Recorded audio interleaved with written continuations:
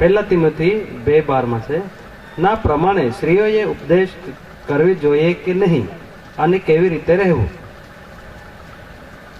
महिलाएं प्रचार कर सकती है नहीं, इसको लेकर क्या हुआ था सब लोग जानते हैं ना. बाइबल का सत्य वचन सत्य रहेगा चाहे कोई भी कुछ भी बोले. ठीक है, बाइबल सफाई से जो है ये जो पास्टर का अधिकार है वो किसको देता है? पुरुष को देता है. ये किसी को अच्छा लगता है किसी को बुरा लगता है, बट सत्य वचन यही है.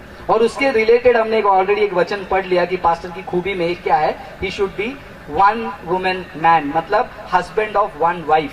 तो यहाँ पर महिलाओं को प्रचार करने का अधिकार है या नहीं, ये एक सवाल है. महिलाएं सेवा कर सकती या नहीं, ये दूसरा सवाल है. तो दूसरे सवाल की तरफ पहले जाता हूं, क्योंकि जब हमारा इमोशन सर पे आके अटक जाता है तो हम वचन को देखते नहीं, गालियां बकते हैं. फिर हम चले जाते हैं यूट्यूब पे लाइव, फेसबुक पे लाइव, और वहां पर जाकर हम चिल्लाएंगे तुमको किसने अधिकार दिया, तुमको बोला है कि तुम जाके सुप्रीम कोर्ट के जैसा लिख दो और बोलो ये गलत वो गलत. तो यही लोग हैं जो इमोशन हो जाते हैं. तो सबसे पहला, जब महिला प्रचारक की बात आती है, 4 चीजों को मैं समझाता हूं आपको. ये 4 चीजों को अच्छे से समझिएगा. जब ये 4 चीजों को लोग समझ जाते हैं तब उनके अंदर ये सवाल क्लियरली निकल जाता है ना. टाइम है ना. ये 4 चीजों को मैं थोड़ा समय लेकर समझाने जा रहा हूं कि महिलाएं सेवक बन सकती हैं, प्रचार कर सकती हैं, सेवकाई कर सकती हैं. ठीक है, सबसे पहले ये जो स्वरूप के बारे में हम बात करते हैं, बाइबल हमको पहला अध्याय उत्पत्ति के 26 और 27 वचन में सफाई से कहती है, परमेश्वर ने मनुष्य और स्त्री को क्या बनाया? खुद के स्वरूप में बनाया. और कैसे बनाया? समान बनाया. तो सृष्टि के आधार पर, स्वरूप के आधार पर आप और मैं, पुरुष और स्त्री, वो क्या है परमेश्वर के नजरों में? समान है, इक्वल है. उसमें कोई दो राय नहीं. कुछ जगह पे बोलते ना, अगर लड़कियां आप बेस्ट हैं तो जोर से हालेलुया बोलिए, लड़कियां हालेलुया, लड़के आप लोग बेस्ट है. तो बाइबल का वचन कहता है कि दोनों बेस्ट है, दोनों परमेश्वर के स्वरूप में एक है. ठीक है, तो ना यहाँ पर लड़की छोटी लड़का बड़ा, लड़का छोटा लड़की बड़ी. ठीक है, स्वरूप में ये कैटेगरी नंबर 1, बॉक्स नंबर 1 में सब एक हैं, कोई डिफरेंस नहीं है, छोटा बड़ा नहीं. दूसरा क्या है वहां पर? गिफ्ट्स. गिफ्ट्स में, सॉरी गिफ्ट्स की बात किया ना. दूसरा कैटेगरी है सैल्वेशन का. दूसरा कैटेगरी क्या है? सैल्वेशन. अब ये जो सैल्वेशन है यानी कि उद्धार है, ये उद्धार महिलाओं के लिए अलग और पुरुषों के लिए अलग है क्या? नहीं ना.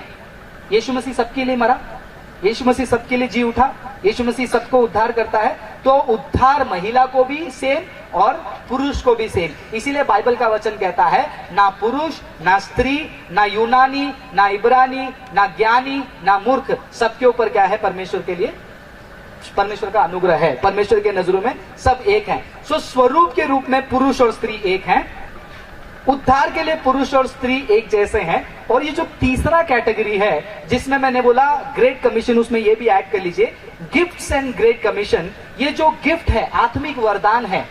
आत्मिक वरदान परमेश्वर जो है सबको एक समान देता है. जो पवित्र आत्मा पुरुषों के ऊपर उंडेला गया है, वही पवित्र आत्मा आपके ऊपर भी उंडेला गया है. बराबर? या फिर महिलाओं के लिए लेडीज स्पेशल, ऐसा कुछ है क्या?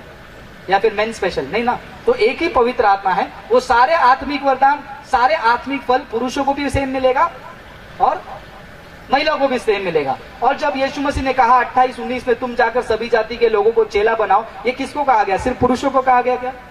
नहीं, राइट. किसको कहा गया? सबको कहा गया. सो यीशु मसीह का जो गिफ्ट है, जो पवित्र आत्मा का गिफ्ट है, चंगाई करना, प्रार्थना करना, भविष्यवाणी बोलना, इवेंजलिज्म करना, सब काम जो है वो महिला भी कर सकती है जिस प्रकार पुरुष भी कर सकता है. लेकिन चर्च का मिनिस्ट्री पैटर्न की बात जब करते हैं, वहां पर थोड़ा सा हमको फोकस करना पड़ेगा.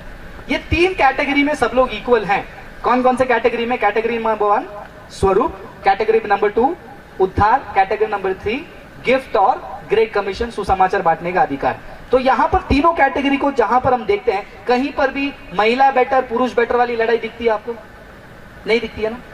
जो लोग बाइबल को अच्छे से पढ़ते नहीं है वो लोग क्या करते हैं, ये तीनों कैटेगरी के वचन को अपने अपने कैटेगरी में रखने को छोड़कर पूरा लेकर आकर ये चौथे कैटेगरी में मिक्स करेंगे. महिलाएं क्यों नहीं प्रचार कर सकती हैं? महिलाएं पास्टर क्यों नहीं बन सकती हैं? क्या वो परमेश्वर ने दोनों को एक ही स्वरूप ने नहीं बनाया? अरे बनाया था, वो कैटेगरी अलग है, आप इसको मिक्स मत करो. यीशु मसीह ने सबको सुसमाचार बोलने के लिए बोला, क्या सिर्फ पुरुषों को बोला? अरे ये कैटेगरी अलग है, इसको अलग से रखो. क्या यीशु मसीह ने उद्धार सिर्फ पुरुषों को दिया, महिला को नहीं दिया? अरे ये कैटेगरी अलग है, इसको अलग से रखो। ये चर्च मिनिस्ट्री का कैटेगरी अलग है, इसको उसके संदर्भ में समझो। जब हम कोरिन्थियों के किताब और तीमोथी को पढ़ते हैं, जब हम तीमोथी को पढ़ते हैं, प्रेरित पौलुस वहां पर क्या कहते हैं पता? 11 वचन पढ़ेंगे, 12 वचन पढ़ेंगे, वहीं से शुरू हुई थी ना, 12 वचन पढ़िए। हाँ 12 वचन, पहला तीमोथी 2 अध्याय 12 वचन। कि स्त्री न उपदेश करे और न पुरुष पर आज्ञा चलाए, परंतु चुपचाप रहे, क्योंकि आदम पहले। अभी यहाँ पर स्त्री उपदेश ना करे और क्या ना करे, पुरुष पर अधिकार नहीं चलाए। तो आप लोग बोलेंगे तो क्या मतलब महिलाएं चुपचाप बैठे?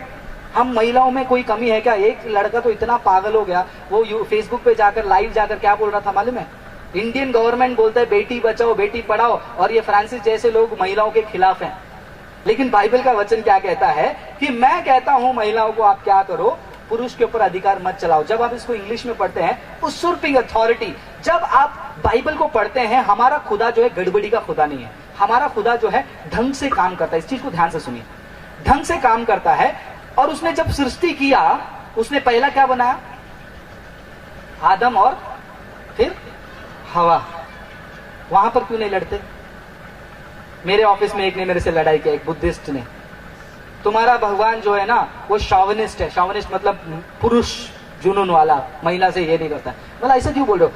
अगर वो पुरुष वो शॉविनिस्ट नहीं था तो फिर वो पहले महिला को क्यों नहीं बनाया? तो मैंने बोला अगर पहले महिला को बनाएगा, तुम लोग ही बोलते वो फेमिनिस्ट है। फिर तुम्हारे मर्जी से पुरुष को पहला बनाया तो भी प्रॉब्लम, महिला को बनाएगा बोलेंगे तुम्हारा भगवान पहला महिला को क्यों बनाया, मतलब पुरुष उनसे कम है क्या? ये प्रॉब्लम आती रहेंगी। तो परमेश्वर जो है हर एक काम में जो है एक फॉर्मेट से काम करता है। जब सृष्टि किया, उन्होंने पुरुष और स्त्री को रखा। परिवार के बारे में जब हम बात करते हैं, परिवार का पैटर्न क्या दिया है परमेश्वर ने? परिवार का हेड कौन है ब्रदर? महिलाएं। महिलाएं, आप गलत बाइबल पढ़ रहे हो। कौन है? महिलाएं। पुरुष, पुरुष के बाद क्या है? स्त्री। कभी भी किसी घर पे आपने ये लड़ाई को देखा है क्या? मैं हस्बैंड बनूंगी। क्यों? अरे क्यों मतलब क्या? मेरे को प्रभु ने उद्धार नहीं दिया क्या मैं हस्बैंड बनूंगी? कभी ऐसा लड़ाई देखा आपने किसी घर में?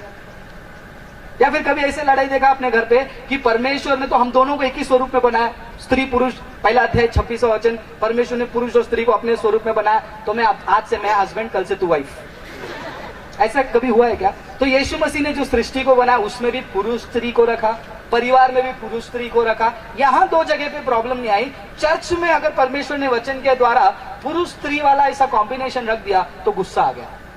क्यों पता है? क्योंकि यहां पर लोग समझते हैं कि भैया ये सच है, यहां पर भी समझते हैं कि पुरुष और स्त्री वाला ये बात सच है, लेकिन सेवकाई में बहुत सारे लोगों को सेवा नहीं करना है, बहुत सारे लोगों को स्टेज चाहिए होता है। जिसको सच में सेवा करना है, सेवकाई में बहुत सारी चीजें होती हैं, सुसमाचार बांटना, बच्चों को संडे क्लास सिखाना, जवान लड़कियों के बीच में जाकर प्रचार करना, जवान लड़कियों को चलाना, है ना, भविष्यवाणी करना, वर्शिप लीड करना, वचन पढ़ना, चर्च में आकर अनाउंसमेंट वगैरह पढ़ना, ये भी तो एक सेवा है ना। लेकिन मुझे वो सब नहीं करना है, मुझे पास्टर बनना है। तो इंटेंशन चाहत सेवा नहीं, वो पास्टर पोजीशन का है। समझ रहे हैं आप लोग? ये पोजीशन के लिए जो लड़ते हैं वही बोलते हैं कि मैं महिला पास्टर क्यों नहीं बन सकती। आप पास्टर बनकर क्या करना चाहती हैं? सेवा करना चाहती है ना, तो आप बिना पास्टर बने भी सेवा कर सकते हैं। नहीं नहीं, मुझे वो स्टेज चाहिए, मेरे नाम के सामने वो चाहिए, पास्टर XYZ जो भी नाम है, अभी लूंगा तो वो नाम की कोई पास्टर आ जाएगी तो फिर प्रॉब्लम हो जाएगी।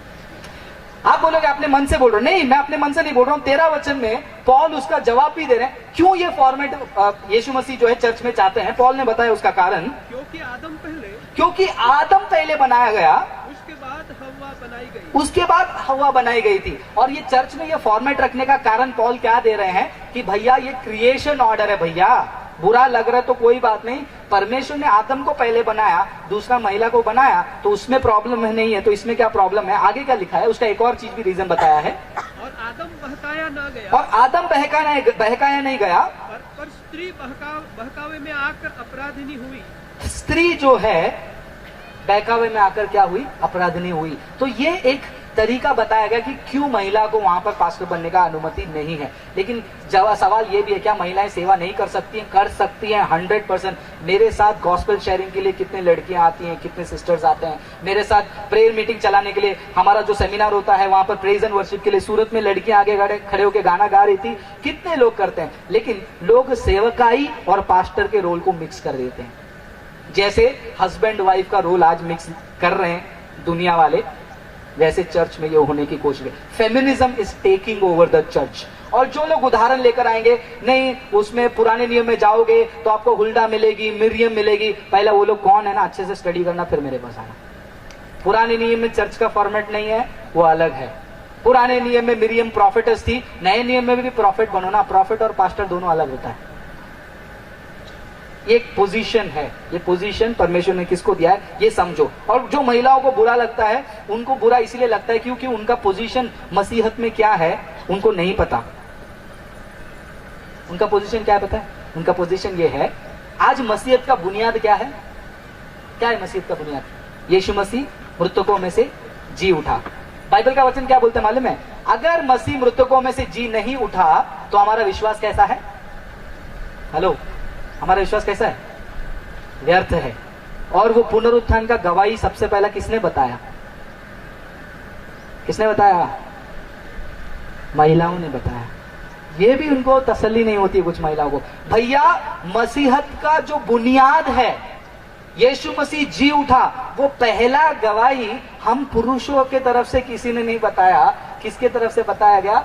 महिलाओं के तरफ से। और वो महिलाओं की तरफ से गवाही बताना उतना आसान नहीं, क्योंकि यहूदी कल्चर में महिलाओं की गवाहियों को सीरियसली नहीं लिया जाता था। उस समय में अगर यीशु मसीह को अपना नाम, अपना राज बढ़ाना है तो वो किसी चेलों को दर्शन दे सकते थे। लेकिन यीशु मसीह ने क्या किया? सबसे पहला गवाही किसके द्वारा दिलवाया? महिलाओं के द्वारा। तिमोथी के जिंदगी को देखते हैं। तिमोथी को उसके घर की महिलाओं ने शिक्षा देकर सेवक बनाई। लेटर में पढ़ते हैं ना कि अपने दादी माँ, अपने माँ के घर पे बैठकर तिमोथी जो है वचनों को और नियम को सीखता था। तो ये जो महिलाएं हैं वो भविष्य में आने वाले पास्टर को जन्म देती हैं, आने वाले प्रधानमंत्री को जन्म देती है, प्रेसिडेंट को सिखाती हैं। घर पे वो बच्चों को सिखाकर उस लेवल पर लेकर आती। मुझे ये सब नहीं चाहिए, मुझे बनना है पास्टर। तो अगर आपका इच्छा पोजीशन है तो कुछ नहीं कर सकते। अगर आपका इच्छा सेवा है, परमेश्वर ने जो रीति रखा है उसको समझो और उसके हिसाब से चलो। जरा सोच के देखो, कभी पुरुष लोग ऐसे लड़ेंगे तो कैसा लगेगा? ये गलत हुआ यार, हम परमेश्वर महिला और मुझे एक ही स्वरूप में बनाए ना। अगले बार से मैं प्रेग्नेंट होऊंगा और मैं बच्चा दूंगा।